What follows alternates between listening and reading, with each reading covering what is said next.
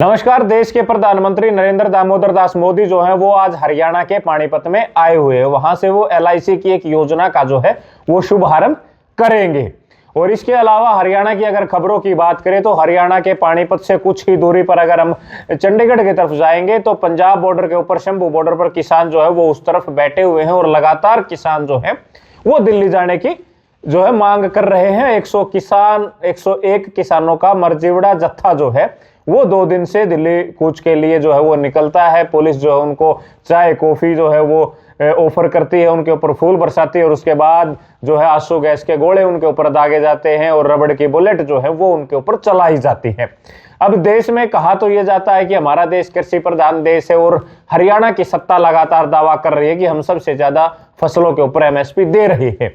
बावजूद इसके हरियाणा और पंजाब के किसान जो हैं वो दिल्ली जाना चाहते हैं और MSP पर लीगल जो है गारंटी कानून वो चाहते हैं।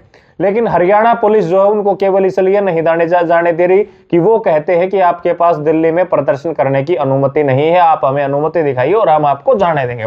इस मामले में सियासत लगातार जो है वो जारी है। इससे पहले हरियाणा पुलिस ये कहती थी कि हम ट्रैक्टर ट्रैली लेकर जो है वो आपको दिल्ली नहीं जाने देंगे, आप बसों से, पैदल या अन्य वाहनों से जाएंगे तो हम आपको नहीं रोकेंगे। लेकिन अब हरियाणा पुलिस ने उस मामले में यूटर्न जो है वो अपना ले लिया और लगातार 101 किसानों के जो मरजीवड़े जत्थे हैं उनको भी रोका जा रहा है। इस मामले में पंजाब के ही नहीं हरियाणा के बॉर्डर के साथ लगते किसान जो है वो भी इसमें हिस्सा लिए हुए हैं और MSP खरीद की लीगल गारंटी कानून जो है वो चाहते हैं।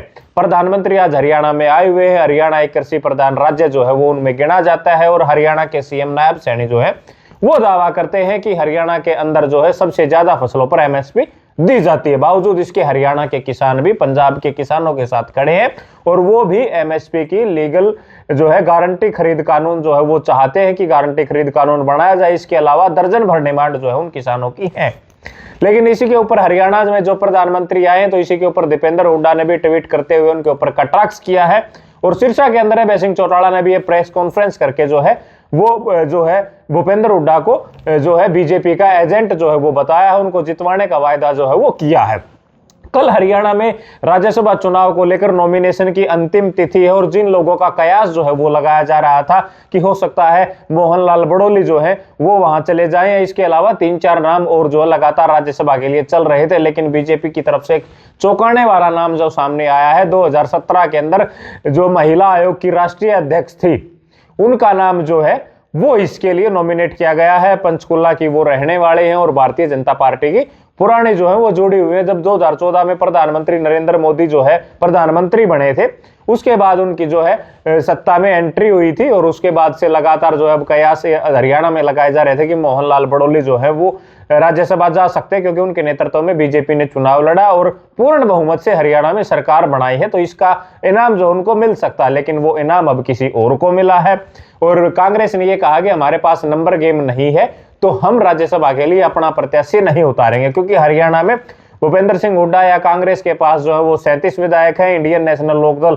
जो है ओम प्रकाश चौटाला की पार्टी थी, अब चौटाला की पार्टी, हालांकि दोनों ही विधायक नहीं है, उनके पास 2 विधायक हैं, अर्जुन चौटाला और आदित्य देवीलाल।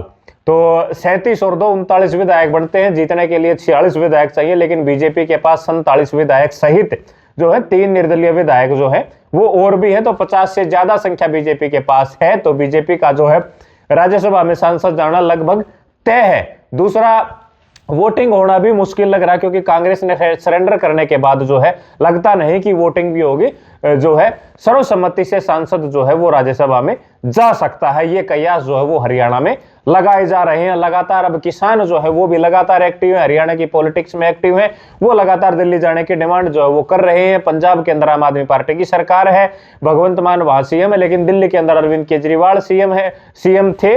अब जो है आतिशी को CM बना दिया गया, लेकिन दिल्ली के अंदर अब चुनाव है, देश की राष्ट्रीय राजधानी है और पुलिस ये कह रही है कि दिल्ली की अनुमति नहीं है तो हम दिल्ली नहीं आने देंगे। इसके अलावा हरियाणा के भी कई जिलों में किसानों के आंदोलन को देखते हुए सीमाएं जो है वो सील करने का लगातार प्रयास किया जा रहा है। टीकरी बॉर्डर की अगर बात करें तो दिल्ली की सीमा को सील किया जा रहा है। शंभू बॉर्डर पर जो है वो सील जो है फिलहाल कर दिया गया है। सिंधु बॉर्डर जो है सोनीपत कुंडली के बीच का जो बॉर्डर है वहां पर पुलिस जो है अलर्ट खड़ी है। जींद जिले में भी नाके लगाए जो है वो गए हैं और पुलिस पूरी तरह से मुस्तैद है कि दोबारा किसान आंदोलन ना हो या किसानों को दिल्ली ना जाने दिया। ये खबर जो है वो आज की हरियाणा की राजनीति को लेकर या किसानों को लेकर जो वो एक एक अपडेट आप लोगों तक दिया जा रहा है। शुक्रिया, धन्यवाद।